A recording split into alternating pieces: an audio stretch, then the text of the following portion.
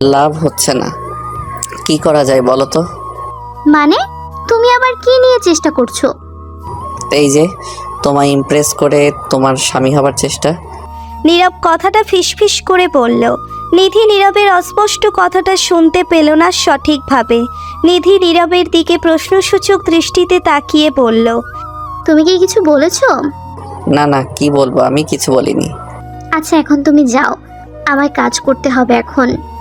আচ্ছা আসছি, থাকো তুমি, আর কি বলবো। নিধি নীরবকে রান্নাঘর থেকে তাড়িয়ে দিল। নীরব যদিও নিধির সাথে আড্ডা দিতে চাইছিল, তবে নিধির কথা রাখতে গিয়ে চলে আসতে বাধ্য হলো। নীরব রান্নাঘর থেকে বেরিয়ে চলে আসে ছাদে। ছাদে এসে নীরব একা একটা কোণে বসে আছে। মনটা ভীষণ বিচলিত হয়ে আছে নীরবের। নিধি কেন তার মনটাকে বোঝে না? নীরব এই বিষয়টা ভেবে পায় না। নিধির সাথে যতটা ক্লোজ হয়ে থাকার চেষ্টা নীরব করে, ঠিক ততটাই দূরে সরে যায়। নিধি কি তবে আর কখনো তার হবে না? কথাটা ভাবতেই নীরবের বুকটা কেঁপে উঠল। নিধিকে ভুলে যাওয়া নীরবের পক্ষে সম্ভব নয়। নীরব চায় সব সময় নিধিকে নিজের করে রাখতে, ভালোবাসার চাদরে নিধিকে আগলে রাখতে। নীরব এখনও নিধিকে নিজের মনের কথাটা বলেনি। হয়তো এই কারণেই নিধি তাকে এড়িয়ে চলে। নীরব ভেবে নিয়েছে আজ যে করেই হোক নিধিকে ভালোবাসার কথা বলবেই সে। বিকেলবেলা নীরব নিধির রুমে যায়। নিধি রুমে গিয়ে নীরব দেখল নিধি বিছানায় শুয়ে আছে। নীরব নিধিকে উদ্দেশ্য করে বলল, নিধি, আজ একটু আমার সাথে বাইরে ঘুরতে যাবে? সরি, আমার সময় হবে না, আমি এখন বিজি আছি। প্রিয়জনদের জন্য একটু সময় করতে হয়। থাক, ঠিক আছে, সময় না থাকলে তো আর জোর করার কিছু নেই, থাকো তুমি। নীরব মুখটা গম্ভীর করে নিধির রুম থেকে বেরিয়ে এলো। নিধি আজ সরাসরি তাকে মুখের উপর না করে দিল। নীরব ভেবেছে হয়তো নিধি বলবে যে ঠিক আছে চলো, তবে নীরবের ভাবনা মিথ্যে হয়ে গেল। নীরব একটা দীর্ঘশ্বাস ফেলে নিজের রুমের দিকে চলে যেতেই নীরবকে পেছন থেকে নিধি ডাক দিয়ে বলল, এই নীরব শোনো, তুমি কোথায় যেন যাবে বলেছো, চলো আমি তোমার সাথে যাব। একটু আগে না বললে তোমার সময় হবে না, এখন আবার বলছো যাবে? সরি, ভুল করে ফেলেছি, চলো না ঘুরতে যাই। চলো। নিধির কথায় নীরবের মুখে হাসি ফুটল। নীরব মনে মনে এতটা খুশি হয়েছে যে সেটা ভাষায় প্রকাশ করতে পারছে না। নীরব খুশিতে গদগদ হয়ে নিধিকে নিয়ে বাড়ি থেকে বেরিয়ে যায়। পৃথিবীতে সবথেকে কঠিন কাজ কি জানেন? প্রিয়জনকে প্রপোজাল দেওয়া।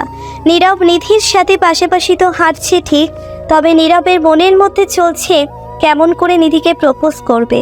নীরব এদিক ওদিক তাকিয়ে লক্ষ্য করতেই দেখতে পায় একটা ফুলের দোকান। নীরব দুম করে নিধিকে উদ্দেশ্য করে বলল, আচ্ছা নিধি, তুমি এক কাজ করো, একটু সামনের দিক থেকে ঘুরে আসো, আমি 1 মিনিটের মধ্যে আসছি।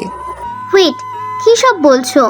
আমি তোমার সাথে ঘুরতে এসেছি, আর তুমি কিনা বলছো একা যেতে? আসলে আমার একটু ছোট পেয়েছে, আমি 1 মিনিটেই সেরে আসছি, ওয়েট করো। যাও, ছেলেদের যত সমস্যা হুট করেই পেয়ে যায়, তাড়াতাড়ি চলে আসবে। নীরব কথাটা শেষ করতেই দৌড় লাগালো। নিধির সামনের দিকে তাকিয়ে হাঁটতে লাগলো। নীরব দ্রুত ফুলের দোকানে গিয়ে কিছু সংখ্যক গোলাপ নিয়ে নিল। অতঃপর গোলাপগুলো নিয়ে নিধির কাছে চলে এলো। নীরব নিজের শার্টের পিছনে গোলাপ রেখে বলতে হাঁটছে। বুকে সাহস করতে পারছে না নীরব। কি করে প্রপোজ করবে? আজ যদি নীরব নিশ্চুপ থাকে তবে তাকে সব হারাতে হবে। নীরব নিজের বুকে খানিকটা সাহস সঞ্চয় করে নিধিকে উদ্দেশ্য করে বলল, নিধি, আমি তোমায় একটা কথা বলতে চাই, তুমি কি? আমতা আমতা করছো কেন? বলো কি বলবে, তবে কোনো ধরনের ফাইজলামি করবে না। আচ্ছা ঠিক আছে, আসলে আমি অনেক দিন ধরে চিন্তা করে কথাটা বলা উচিত, তবে সাহস করে বলতে পারছি না। আমি আসলে তোমায় ভালোবাসি, নিজের থেকে অনেক বেশি ভালোবাসি তোমায়। আমায় কি একটু ভালোবাসা দিবে? নীরবের কথাটা শুনে নিধির মাথায় যেন আকাশ ভেঙে পড়ল। নিধি অবাক হয়ে নীরবের দিকে তাকিয়ে আছে। নিধি কখনো নীরবকে এইভাবে দেখেনি। নিধি নিশ্চুপ হয়ে আছে।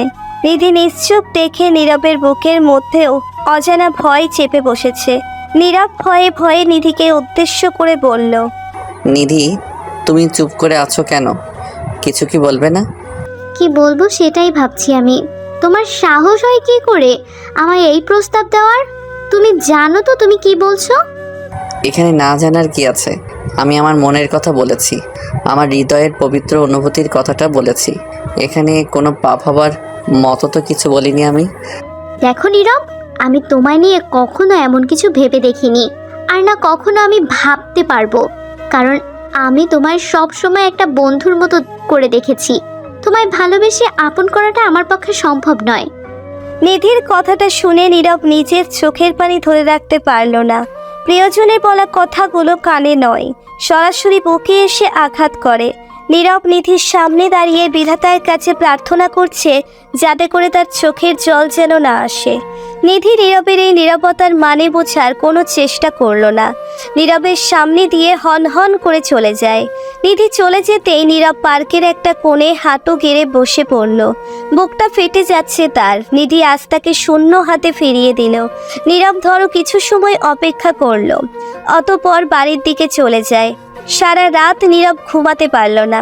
ভোরের আলো ফুটতেই নীরব নিজের জামা কাপড় গুছিয়ে নিয়ে বাড়ি থেকে বেরিয়ে গেল। নীরব সারা রাত জেগে একটা সিদ্ধান্ত নিয়ে ফেলেছে যে আর যাই হোক নীরবের এই বাড়িতে থাকবে না। কারণ নীরব এখানে থাকলে নীরবের মন করে বেশি উতলা হয়ে যাবে, নিজেকে সামলানো দায়ী হয়ে পড়বে। নীরব বাড়ি থেকে বেরিয়ে রেল স্টেশনের দিকে চলে যায়। বুকের ভিতর কতটা ক্ষত হয়ে গেছে তা শুধু নীরব জানে। নীরব রেল স্টেশনে এসে ট্রেন আসার অপেক্ষা করতে লাগলো। কিছু সময় যেতেই হঠাৎ করে নীরব লক্ষ্য করলো তার পাশে কেউ একজন এসে বসে আছে। নীরব নিজের পাশে তাকাতেই চমকে যায়। একি দেখছে সে, নিজের চোখকেও বিশ্বাস করতে পারছে না সে। নীরব দেখলো নিধি তার পাশে এসে বসে আছে। নীরব নিধিকে দেখে প্রশ্নসূচক দৃষ্টিতে তাকাতেই নিধি ভারী কণ্ঠে নীরবকে উদ্দেশ্য করে বলল, এসব কি হচ্ছে নীরব? আমায় ভাবার জন্য কি একটু সময় তুমি দিবে না? এমনভাবে চোরের মতো চলে আসার কারণ কি ছিল? কোথায় চোরের মতো চলে আসছি? আমার মন ভালো লাগছিল না, তাই আর কি। চুপ হয়ে যাও, আর একটাও কথা তুমি বলবে না। আমি সব জানি। নিধির কথার বিপরীতে নীরব একদম চুপ হয়ে থাকলো। কোনো কথা সে বলতে পারল না। নিধি নীরবের গালে হাত জোড়া রেখে মৃদু কণ্ঠে বলতে লাগলো, সরি গো কলিজা, অনেক কষ্ট দিয়ে ফেলেছি। তুমি তো আমার স্বামী। তোমার কাছে থেকে ভালোবাসা বুঝতে না পারলেও এই 1 মিনিটের দূরত্ব আমায় তোমার গুরুত্ব বুঝিয়ে দিয়েছে। আমায় ক্ষমা করে দাও তুমি। নিধির কথাটা শেষ হতেই নীরব দুম করে নিধিকে নিজের বুকে টেনে নিল। ভালোবাসা হয়তো একেই বলে, যতটাই দূরে থাকুক না কেন প্রিয়জনের গুরুত্ব বুঝিয়ে দিতে সময় নেয় না।